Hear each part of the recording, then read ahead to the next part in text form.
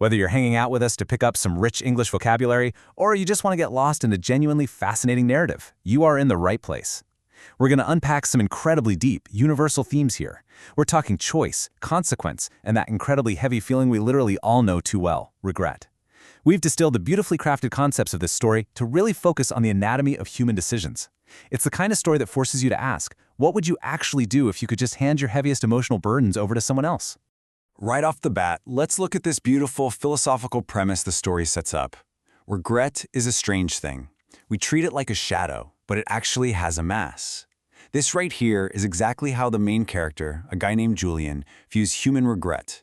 He doesn't see it as some abstract, invisible emotion that just, floats around vaguely in our heads. No way. To Julian, regret has physical weight. It takes up tangible, literal room in our minds, in our closets, and in our everyday lives. It's such a powerful way to frame the concept of what ifs, right? Because it gives a physical reality to the emotional baggage we drag around with us every single day. To really wrap our heads around how Julian interacts with this mass of regret, we have to look at where he operates. Picture this. We're setting the scene in a foggy, tucked-away, rain-slicked corner of Edinburgh. Julian runs a very unusual antique shop. Actually, the clock on the wall of Julian's shop doesn't even tick like a normal clock. It hums. It produces this low, constant, vibrating sound that most passing customers completely miss. But to Julian, that hum, that represents the sound of passing lives. It's this brilliant atmospheric detail that instantly signals to us, okay, this is definitely not your typical retail store. The environment itself is literally vibrating with human history. Because Julian's inventory is what truly sets this place apart. He trades in the exact things people desperately want to forget. Instead of, say, valuable Victorian furniture or rare coin collections, his shop is packed with physical objects that carry immense, crushing emotional weight. We are talking old wedding rings from broken promises, unfinished diaries filled with thoughts just too painful to ever complete, and these faded portraits of people whose names have been totally washed away by time. Basically, Julian is a merchant of sorrow. People come to him when the physical mass of their shadow, their regret, becomes just way too heavy to carry on their own anymore. And the narrative kicks into high gear on this misty Tuesday evening when a woman named Clara walks in. The descriptive language used for her is just stunning. She's wearing a coat the color of a stormy sea, which, perfectly matches her internal state. But the real giveaway is her eyes. They carry that specific, deep kind of exhaustion that a good night's sleep is never going to fix. She is weighed down by sleep-defying emotional baggage, and in her hands, she is clutching a small, dark walnut box. It's polished smooth, but not by a craftsman. It's polished by years of nervous, anxious touching. She has brought a literal piece of her grief directly to Julian's counter. Inside that box is the fallout of a massive choice she made exactly 10 years ago. It was your classic heartbreaking fork in the road. On one hand, she was offered a prestigious, highly coveted architectural fellowship in Paris, huge career move. On the other hand, the person she deeply loved asked her to stay right there in Edinburgh, buy a house together, and build a quiet, shared life. Career and prestige versus love and rootedness. It's a conflict I think so many of us can relate to, right? Well, ultimately, Clara made her choice. She packed her bags and chose the Paris fellowship, leaving that Edinburgh house completely unbuilt. Now, Clara got exactly what she signed up for in Paris, but her success came with a devastating hidden cost. Sure, she hit all her career goals, but she was incredibly lonely. She confesses to Julian that every single professional achievement felt totally hollow. Why? Because she spent all her free time imagining the life she didn't choose. She describes it so tragically as living in a ghost story of her own making. And the final crushing blow? The man she left behind eventually moved on and married someone else. That effectively permanently slammed the door on that unchosen path. 10. That is the exact number of years Clara carried this immense emotional weight. For a full decade, she was haunted by the ghost of what if. That's 10 years of hollow victories and quiet mourning for a parallel life that only existed in her own imagination. And it was that realization that her former love had actually married another person that finally broke her. That's what prompted her to bring a physical manifestation of her agonizing choice right to Julian's counter on that rainy night.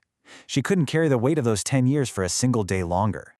So what was actually inside that smooth walnut box? Julian opens it up, and sitting right there is a heavy, intricate brass key. But it's split neatly down the middle into two broken pieces. Clara explains that this key belonged to the house she never built with the man she loved. She physically snapped it in half the exact day she found out he got married. And when Julian picks up the two halves, the story makes a point to note that they feel unusually cold, even for metal. Because the key isn't just an object, is it? It is the crystallized, freezing weight of her decade-long regret. Now, obviously, this isn't a traditional pawn shop. Julian's specific brand of magic is this deeply empathetic, almost bureaucratic process of transferring human burdens. Here is how it works. Step 1. He stores the item, making an ironclad promise never ever to sell it to anyone else. Step 2. He issues a physical receipt to the customer. And Step 3. Through this exact transaction, the emotional weight is permanently lifted from the original owner. Julian pulls out this heavy, authoritative leather ledger. He dips a fountain pen in black ink, and he writes out this incredibly powerful receipt. 1 broken key, 10 years of a parallel life, paid in full. He hands this little slip of paper over to Clara. It serves as a literal, physical reminder that the transaction is officially complete. Her debt to the past has been settled, and the agonizing weight of that unchosen path is finally, officially, no longer hers to carry. And the physical release for Clara, it is instantaneous. The absolute second her fingers brush the paper of that receipt, she lets out this long, shuddering breath. The story describes it perfectly. It's as if an invisible backpack, completely loaded with massive stones, had suddenly been unclipped and lifted right off her shoulders. Her posture actually physically straightens up right there in the shop. The color floods back into her exhausted cheeks. She smiles for the first time, turns around and walks out into the misty Edinburgh night, lighter and freer than she has been in 10 entire years. But listen, this explainer wouldn't be complete without looking at what happens after Clara leaves. We have to reveal the profound secret of the shop. Julian waits for the little bell above the door to stop jingling. Then, he takes the 2 halves of the brass key, walks to the back of his shop, and pushes through this heavy velvet curtain.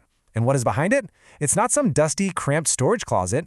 It is a massive, awe-inspiring circular library. It's this vast, sacred space entirely dedicated to the preservation of human vulnerability. But here's the catch. The shelves in this massive library aren't filled with books. Instead, they are lined with thousands of everyday objects, exactly like Clara's broken key. Look closely, and you might see a cracked teacup, a faded photograph, or even just a running shoe with a torn lace. To an outsider, sure, it looks like a random collection of junk. But in Julian's library, every single object stands as a quiet, powerful monument to a difficult human choice. They are the physical anchors of thousands of parallel lives that were never, ever lived. Which brings us to this absolutely beautiful vocabulary concept that's just central to understanding the whole story. Julian isn't just an antique shopkeeper. He has willingly taken on the vital, incredibly heavy role of the custodian of unchosen paths.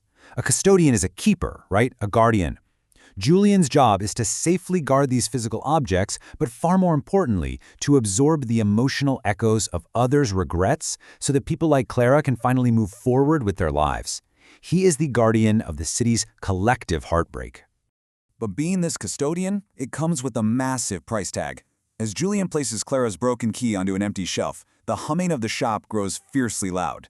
Julian closes his eyes and feels a sharp, literal physical pain in his chest, because Clara's 10 entire years of longing and sadness actually pour directly into his own body.